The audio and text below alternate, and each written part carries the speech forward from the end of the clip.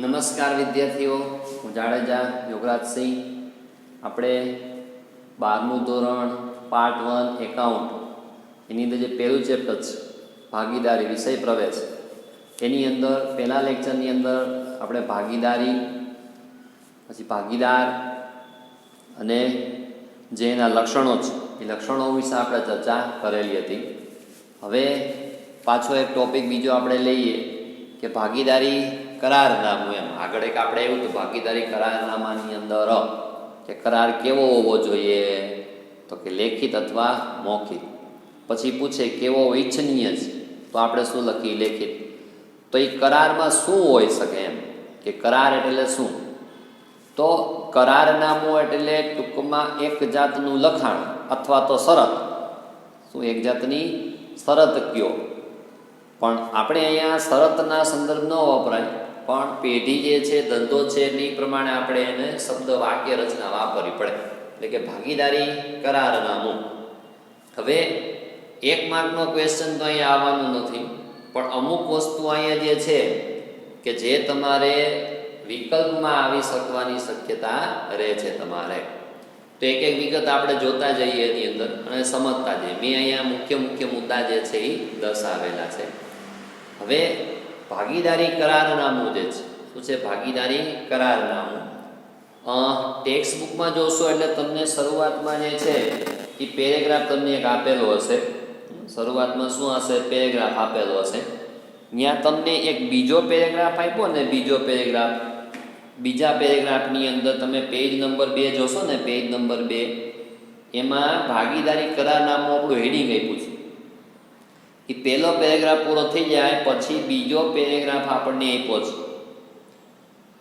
એમાં એક શબ્દ આપ્યો છે ભાગીદારી કરારનામું ભાગીદારી પેઢીનું શું કહેવાશે? વહીવટી બંધારણ. એક ટીક કરી નાખજો. વિકલ્પમાં જો કે એક વાક્યમાં પ્રશ્ન આવે છે, પણ કદાચ માની લ્યો કે વિકલ્પમાં તમને પૂછે ભાગીદારી કરારનામું ભાગીદારી પેઢીનું શું કહેવાય?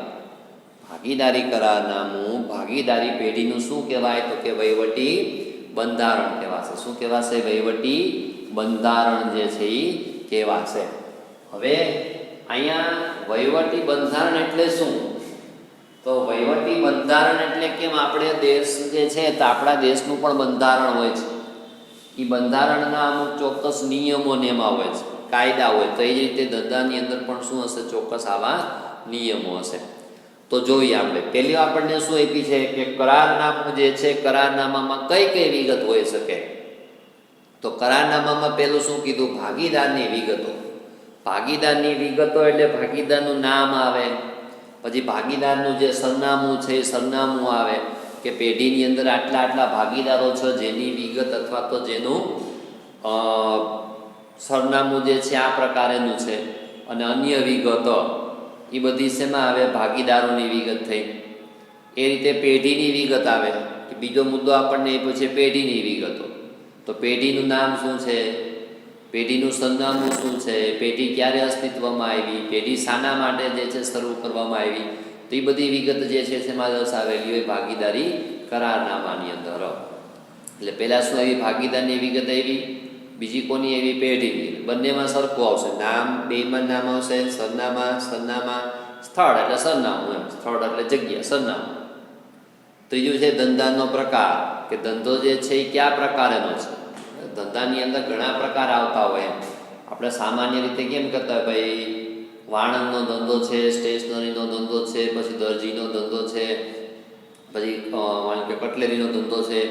એવા ધંધા ઘણા બધા પ્રકારના હોય. પછી એની અંદર આપણે કેમ ખાનગી કંપની હોય, જાહેર કંપની હોય, પ્રાઇવેટ લિમિટેડ શબ્દ વાપરતા હોય છે ને આપણે ઘણી વખત. એમ તો એ પ્રકારનો તમારો ધંધો કયા પ્રકારેનો છે એની વિગત પણ તમારે શેમાં નોંધ કરેલી હોય? કરારનામાની અંદર કરેલી હોય છે એની અંદર.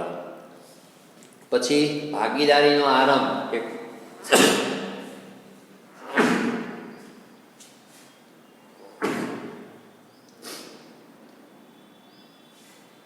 ભાગીદારીનો આરંભ એટલે શરૂઆત. આરંભ એટલે શું? કહેવાય? શરૂઆત, કે ભાગીદારી કઈ તારીખથી અસ્તિત્વમાં આવી, તારીખ આપી કે ભાગીદારી અથવા તો પેઢી છે આ તારીખથી જે છે ધંધાની અંદર શરૂ કરવામાં આવેલી છે. બીજું કોઈ આમાં એટલું બધું કોઈ મહત્વ નથી, ખાલી પેઢીની વિગત, ભાગીદારની વિગત, ધંધાનો પ્રકાર કેવો છે, પછી ભાગીદારનો આરંભ એટલે કઈ તારીખથી શરૂ કરવામાં આવી. હવે જે મુદ્દા આપણને આપ્યા છે ને, હવે જે મુદ્દા એ વિકલ્પમાં આવશે એટલે આવી શકવાની શક્યતા રહે. શું આવી શકવાની શક્યતા રહે? તો પહેલું આપણને જો આપ્યું મૂડી આપ્યું તો કરારનામામાં ઉલ્લેખ કરેલો હોય કે ભાગીદારે કેટલી મૂડી ધંધામાં લાવવી. એ તમે જે કરારનામું કરતા હોય એટલે એક જાતની શરત, એક જાતની શું શરત કે બે ભાગીદારો ભેગા થઈ અને નિયમ નક્કી કરે. શરત કયો, નિયમ કયો, બરાબર, કે ભાઈ આપણે આટલા આટલા નિયમોનું ફરજિયાત પાલન કરવાનું. આ કાયદો છે, આ નિયમ છે, બરાબર. તેમાં દરેક ભાગીદારે કેટલી મૂડી લાવી એનો ઉલ્લેખ કરેલો હોય કે દરેક ભાગીદારે 5 લાખ મૂડી લાવી, દરેક ભાગીદારે 8 લાખ લાવી, દરેક ભાગીદારે 10 લાખ લાવી, એવો ઉલ્લેખ કરેલો હોય. માની લો કે એવું જરૂરી નથી કે દરેક ભાગીદારે મૂડી લાવી ફરજિયાત છે, એવું ક્યાંય જરૂરી નથી. આપણા જનરલી આપણા મગજમાં એક જ વિચાર આવતો હોય કે ભાગીદાર છે એટલે મૂડી લઈ આવે, પણ એવું જરૂરી નથી. આપણે પહેલો લેક્ચર જે હતો એ પહેલા લેક્ચરમાં જ આપણે જોયા હતા, કારણો જોયા હતા, ભાગીદારીના કારણો. એમાં આપણે પહેલું જોયું, નાણાં, કોઈ પાસે નાણાં હોય પણ કૌશલ્ય ન હોય. મને કે અમુક પાસે કૌશલ્ય પણ નાણાં ન હોય તોય ધંધો શરૂ થાય. તો માની લો કે જેની પાસે આવડત છે, જ્ઞાન છે, બુદ્ધિ છે, કૌશલ્ય છે, નિપુણતા છે, તો એ પોતાનું જ્ઞાન લઈ આવશે, ધંધો કરશે, એ મૂડી નહીં લઈ આવે. ત્યારે બીજા પાસે જેની પાસે મૂડી છે એ મૂડી લઈ આવશે, બે ભેગા થઈને ધંધો શરૂ કરી શકે. તેવું જરૂરી નથી કે દરેક ભાગીદારે ફરજિયાત મૂડી લાવવી જરૂરી નથી. વિકલ્પમાં આવે, વિકલ્પમાં આવી શકે. દરેક ભાગીદારે મૂડી લાવી ફરજિયાત છે તો ફરજિયાત નથી. હવે આ મહત્વનું છે, આ નહીં પૂછે વિકલ્પમાં, પણ આ મૂડી પર વ્યાજ આવશે. તમે ધંધાની અંદર મૂડી રોકો છો, માલિક કોણ? તમે ને તમે. ધંધો કોનો? આપણો. માલિક કોણ? આપણે. તો આપણે કોને મૂડી આપશું? ધંધાને મૂડી આપશું. એટલે આપણો જ ધંધો છે, પણ આપણું અસ્તિત્વ અને પેઢીનું અસ્તિત્વ બે કેવા છે? અલગ અલગ છે. એટલે આપણે મૂડી ક્યાં રોકી? ધંધામાં રોકી. ક્યાં રોકી? ધંધામાં. માની લો કે તમે આ જ મૂડી જો પેઢીમાં રોકી, બેંકમાં રોકી, બેંક તમને શું આપે? વ્યાજ આપે. તો એ જ વસ્તુ તમારે અહીંયા આવશે કે તમારે મૂડી પર ઉપર શું આવશે? વ્યાજ આવશે. શું આવશે? મૂડી ઉપર વ્યાજ આવશે. એટલે કે અહીંયા પ્રશ્ન એવો આવે કે મૂડી પર વ્યાજ આપવું કે નહીં, મૂડી ઉપર વ્યાજ આપવું કે નહીં. તો આ ધંધાને ધ્યાનમાં રાખીને કરવાનું હોય. શું કરવાનું હોય? ધંધાને ધ્યાનમાં રાખીને તમારે શું કરવાની હોય? આની ગણતરી કરવાની હોય છે. હવે અહીંયા શું હશે કે માની લો કે તમે બેંકમાં રૂપિયા રોકશો એટલે બેંક તમને શું આપશે? વ્યાજ આપશે. તો આ જ રૂપિયા તમે ક્યાં રોક્યા? ધંધામાં રોક્યા. તો ધંધો શું આપશે? તમને વ્યાજ આપશે. શું આપશે? ધંધો વ્યાજ આપશે. કદાચ ન ખબર પડે એટલી બધી, કદાચ સ્ટાર્ટિંગ છે, શરૂઆતમાં એમ ખબર ન પડે સાહેબ ધંધો ક્યાંથી વ્યાજ આપે, પણ જેમ જેમ આગળ અભ્યાસ કરશો એમ તરત ખ્યાલ આવતો જશે. એટલે તમે રૂપિયા ક્યાં રોક્યા? ધંધામાં રોક્યા.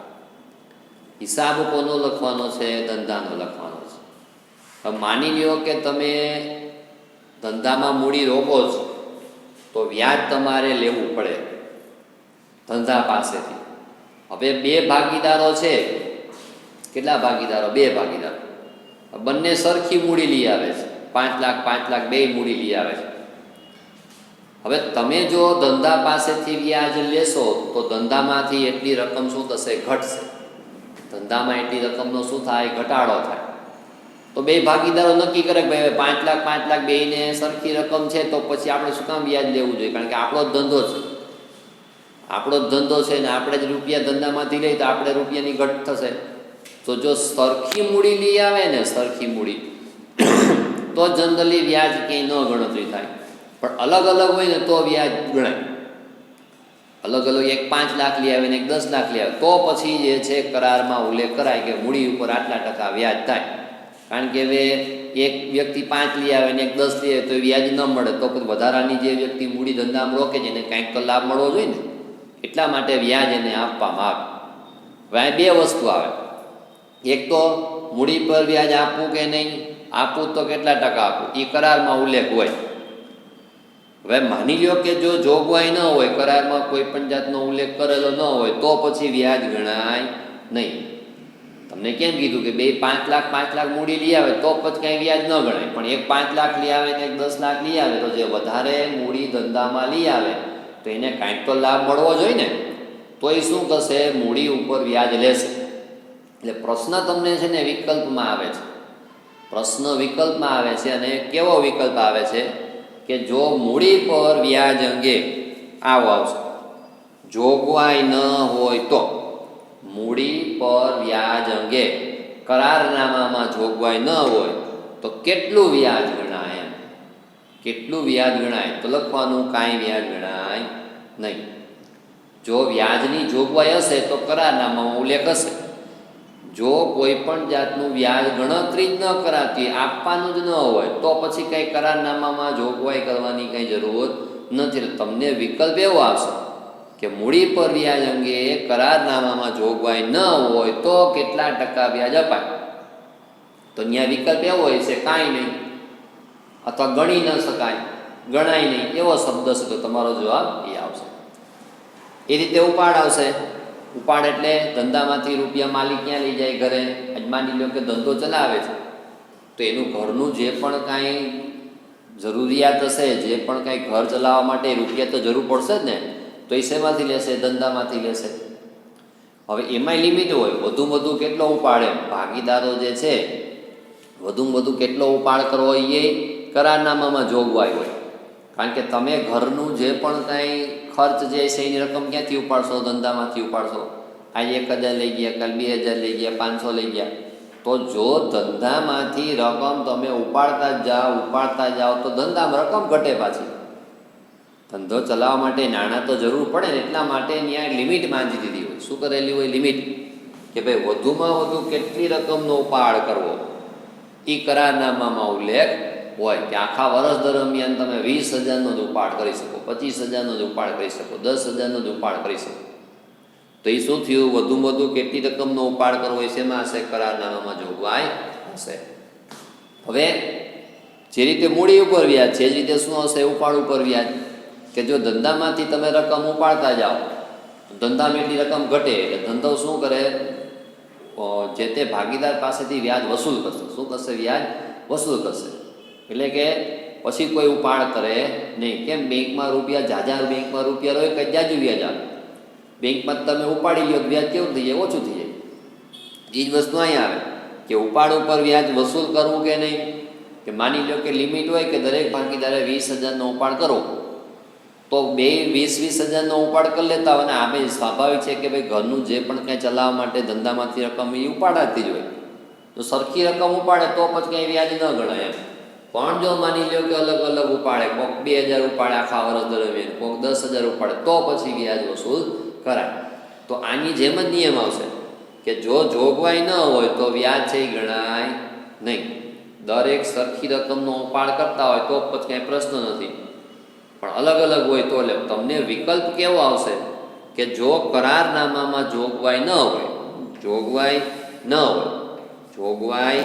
ન હોય તો ઉપાડ ઉપર વ્યાજ કેટલું ગણાય, તો કે ગણાશે નહીં. બરાબર, એવું જ આવશે અહીંયા, એવું જ આવશે કે મૂડી પર વ્યાજ અંગે જોગવાઈ ન હોય તો મૂડી ઉપર વ્યાજ ગણાય નહીં. ઉપાડ ઉપર વ્યાજ અંગે કરારમાં જોગવાઈ ન હોય તો વ્યાજ ગણાય નહીં. એટલે આ જે બે મુદ્દા જે છે એ વિકલ્પમાં આવવાની શક્યતા રહેશે. શેમાં, વિકલ્પમાં. બાકી એ કંઈ નહીં આવે. એ આવો જ પ્રશ્ન મેં તમને જે કીધું કે મૂડી પર વ્યાજ અથવા ઉપાડ ઉપર વ્યાજ, કરારનામામાં જોગવાઈ ન હોય તો કે વ્યાજ ગણાય નહીં. હવે નફા નુકસાનની વહેંચણી, તો વર્ષના અંતે જે પણ કંઈ નફો નુકસાન થયો હોય એ કયા પ્રમાણમાં વેચવાનો, તો એ કરારનામા પ્રમાણે. આ કરારમાં જોગવાઈ કરેલી હોય કે ભાઈ 5:3ના પ્રમાણમાં વેચવો, 2:4ના પ્રમાણમાં વેચવો, 8:7ના પ્રમાણમાં વેચવો, 2 હોય 2, 3 હોય તો 3. તો એ કરારનામામાં ઉલ્લેખ હોય કે એક માની કે 10 લાખ મૂડી લઈ આવે ને એક 20 લાખ મૂડી લઈ આવે, તો જેની મૂડી જાજી એની રકમ એને નફો જાજો મળે. એટલે જો અલગ અલગ મૂડી લઈ આવે ભાગીદાર તો પછી કરારનામામાં જોગવાઈ કરે કે નફો કે નુકસાન કયા પ્રમાણમાં વેચાશે તેની જોગવાઈ કરેલી હશે. નફો કે નુકસાન કયા પ્રમાણે વેચણી કરો તેની જોગવાઈ કરેલી હોય. માની લો કે જોગવાઈ નથી તો શું હશે?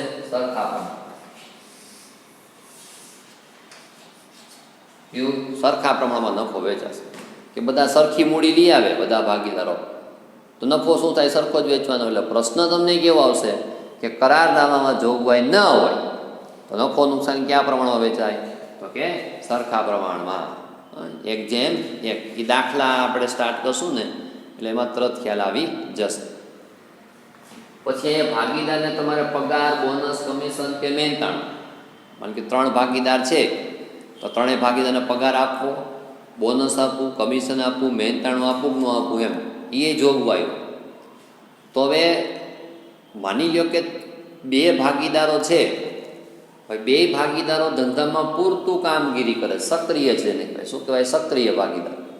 કે ભાઈ દરેક મેનેજમેન્ટ જે કરે છે, દરેક પોતે ધંધાનું સંચાલન કરે છે, 2 તનતોડ મહેનત કરે છે. શું કરે છે? 2 મહેનત કરે છે, પૂરેપૂરી મહેનત કરે છે, 2 સરખી જ મહેનત કરે છે એમ કહો તોય ચાલે.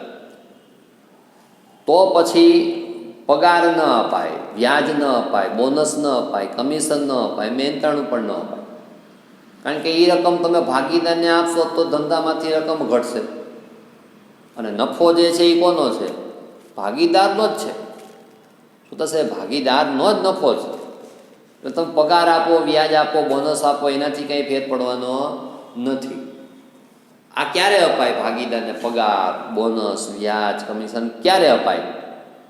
કે માની લો કે 3 ભાગીદારો છે, 3 ભાગીદારો, એમાં એક ભાગીદાર છે એ સક્રિય ભાગીદાર છે અને બાકીના 2 ભાગીદારો છે ખાલી નામના ભાગીદાર.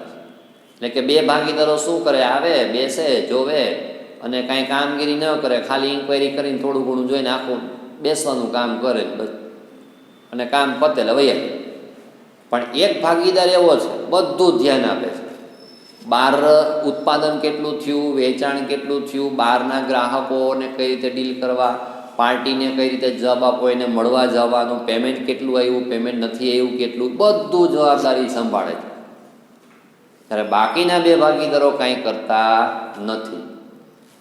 તો પછી તમારે જે ભાગીદાર ટોટલી જવાબદારી સંભાળે છે એ પગારની માંગણી કરી શકે કે ભાઈ આખો ધંધો હું ચલાવું છું, આખું મેનેજમેન્ટ હું કરું છું અને વર્ષના અંતે નફો થાય તો એ 3ને મળે, મહેનત મારી, લાભ 2 લે છે. તો પછી 2 ભાગીદારો શું કે ભાઈ વાંધો ન, અમે તને દર મહિને પગાર આપશું, અમે બોનસ આપશું, અમે તને કમિશન આપશું, અમે તને મહેનતાણું આપશું. શું કામ? કારણ કે એ કામગીરી કરે છે એટલા માટે. એટલે જો આવો કોઈ સક્રિય ભાગીદાર હોય ને, સક્રિય, તો પગાર, વ્યાજ, કમિશન, બોનસ, મહેનતાણું અપાય. બાકી 3 સરખી જ કામગીરી કરે, 3 જે છે બધું ધ્યાન આપે, તો પછી અંદરો અંદર જ છે, તો પછી કંઈ પગાર, વ્યાજ, કમિશન, બોનસ, મહેનતાણું કે કાંઈ ન આપે એમ, તો પછી કાંઈ આપે નહીં. એટલે અહીંયા આની જેવો જ પ્રશ્ન આવશે કે ભાઈ કરારમાં આ બધું પગાર, વ્યાજ, બોનસ, કમિશન આપવા અંગે કોઈ જોગવાઈ નથી. એ કોઈ જોગવાઈ નથી કરારના આપવું, પણ કોને? સક્રિય ભાગીદાર. સક્રિય ભાગીદારને લાભ આપવામાં આવે છે. બાકી જો કરારનામામાં જોગવાઈ ન હોય તો પગારે ન અપાય, વ્યાજે ન અપાય, બોનસે ન અપાય, કમિશન કે કાંઈ આપવામાં આવતું નથી. એક આ પૂછાય. એટલે કે જો કરારનામામાં જોગવાઈ ન હોય તો મૂડી પર વ્યાજ અપાય નહીં. કરારનામામાં જોગવાઈ ન હોય તો ઉપાડ ઉપર વ્યાજ વસૂલ કરાય નહીં. કરારનામામાં જોગવાઈ ન હોય તો પગાર, બોનસ, કમિશન, વ્યાજ અપાય નહીં.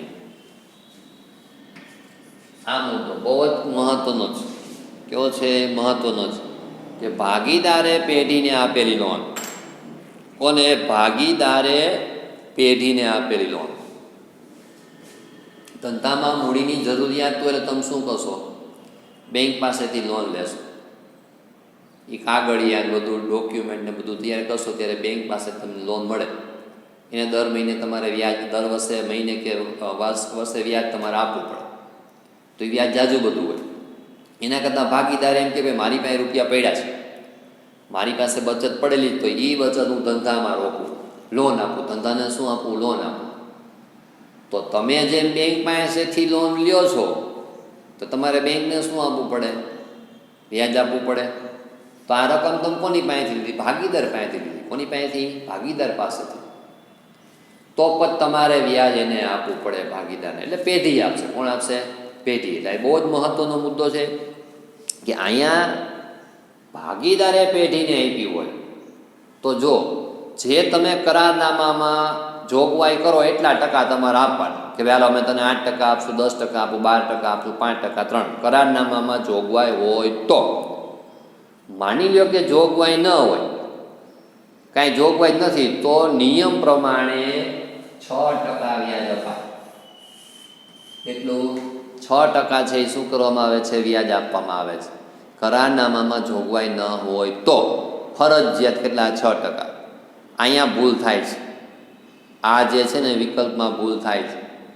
આ ત્રણેયમાં શું આવ્યું કે ભાઈ મૂડી ઉપર કરારનામામાં જોગવાઈ ન હોય, મૂડી પર વ્યાજ અપાય નહીં. ઉપાડ ઉપર જોગવાઈ ન હોય તો વ્યાજ અપાય નહીં. અહીંયા જો જોગવાઈ ન હોય તો 6% વ્યાજ અપાય છે. કેટલા ટકા? 6%. અહીંયા ક્યાંય આપવામાં આવતું નથી. અહીંયા જોગવાઈ ન હોય તોય ફરજિયાત 6% વ્યાજ અપાય. ભૂલ ક્યાં થાય છે? આપણા મગજમાં 6% જ ઘૂમતું હોય. એટલે તમને પ્રશ્ન આ પૂછ્યો હોય ને કે મૂડી ઉપર વ્યાજ જોગવાઈ ન હોય કેટલા ટકા, તોય તમે 6% જ લખીને આવો. પણ જોગવાઈ ન હોય તો વ્યાજ અપાય નહીં. જોગવાઈ ન હોય તો વ્યાજ ઉપાડ ઉપર વ્યાજ વસૂલ કરાય નહીં. પણ મૂડી પર વ્યાજ અંગે જોગવાઈ ન હોય તો 6% લેખે વ્યાજ છે એ ગણાય છે. બસ આ એક સમજો. આમાં ભૂલ પડવાની શક્યતા રહેતી હોય. ક્યારે ગણાય ક્યારે ન ગણાય ખાસ ધ્યાન રાખજો. ટૂંકમાં ભાગીદારે પેઢીને આપ્યો, ભાગીદારે આપ્યું તો જ 6% વ્યાજ ગણાય. અગર તમે પેઢી પાસેથી લીધેલી હોય તો પછી 6% વ્યાજ ન ગણાય. તમે પેઢી પાસેથી લોન લીધેલી હોય તો વ્યાજ ગણાય ને. લખ્યો શબ્દ વાપર્યો છે એ ખાસ જોજો. હવે પાઘડી, પ્રવેશ, નિવૃત્તિ અને વિસર્જન. આ પાઘડી એટલું બધું નહીં સમજાય. એ આખું ચેપ્ટર આવે છે. પાઘડીનું ચેપ્ટર આવે છે, પ્રવેશનું ચેપ્ટર આવે છે, નિવૃત્તિનું ચેપ્ટર આવે છે અને વિસર્જન. એટલે અહીંયા બહુ પાઘડી વિશે બહુ ખબર નહીં પડે. પણ કોઈ પણ ભાગીદાર પ્રવેશ પામે, નિવૃત્ત થાય અથવા તો મૃત્યુ. પ્રવેશ એટલે કે 2 ભાગીદારો હોય ને કોઈ નવો ભાગીદાર તમે બનાવો તો પ્રવેશ થયો. 3 ભાગીદારો હોય ને 1 ભાગીદાર છૂટો થઈ જાય તો નિવૃત્તિ થઈ. તો એ પ્રવેશ હોય, નિવૃત્તિ હોય, મૃત્યુ, ત્યારે પાઘડીની ગણતરીનો ઉલ્લેખ કેવી રીતે કરવો એ કરારનામામાં જોગવાઈ હોય છે. એ અત્યારે ખ્યાલ નહીં આવે. એ જ રીતે ભાગીદારના પ્રવેશ કે નિવૃત્તિ કે કેવા સંજોગો ઊભા થાય તો પ્રવેશ કરાવવો, કેવા સંજોગો ઊભા થાય તો ભાગીદારને શું કરવો? નિવૃત્ત કરવો. અને છેલ્લે વિસર્જન કે પેઢીનું વિસર્જન એટલે ધંધો બંધ કરવો. ધંધો શું કરવો? બંધ કરવો. તો કેવા સંજોગ ઊભા થાય તો ધંધો બંધ કરવાનો થાય. એટલે હવે કરારનામાની જોગવાઈમાં ખાલી આ 3 થી 4 કે જોગવાઈ ન હોય તો વ્યાજ ગણાય નહીં, ઉપાડ ઉપર વ્યાજ જોગવાઈ ન હોય તો ગણાય નહીં, નફા નુકસાન જો જોગવાઈ ન હોય તો કયા પ્રમાણમાં? સરખા પ્રમાણમાં. અને સક્રિય ભાગીદારને તમે આ પગાર, વ્યાજ, બોનસ કે કમિશન આપો. અને એક આવડું કે કરારમાં ઉલ્લેખ ન હોય તો ભાગીદારે પેઢીને આપેલી લોન ઉપર કેટલા ટકા વ્યાજ ગણાય? 6% વ્યાજ ગણાય. આ જે કીધા ને 4 થી 5 સ્ટાર મેં જે કર્યા છે 1, 2, 3, 4 અને 5 એ જે છે તમને વિકલ્પમાં આવી શકે. બાકી કોઈ 1 માર્કનો ક્વેશ્ચન તો તમારો ક્યાંય છે નહીં. બાકી ખાલી સમજવા માટે નામ ક્યારે, સ્થળ ક્યારે, અને આમાંથી એ ક્યાંય નહીં આવે. આ બધા ચેપ્ટર, પાઘડીનું અલગ ચેપ્ટર આવશે, પ્રવેશનું અલગ આવશે, નિવૃત્તિનું અલગ આવશે અને વિસર્જનનું કેવું ચેપ્ટર આવશે? અલગ આવશે. એટલે સ્ટાર કરેલી વિગત જે છે એ ખાસ એમાં પાકી કરજો કે જે તમને વિકલ્પમાં આવવાની શક્યતા રહેશે એમાં.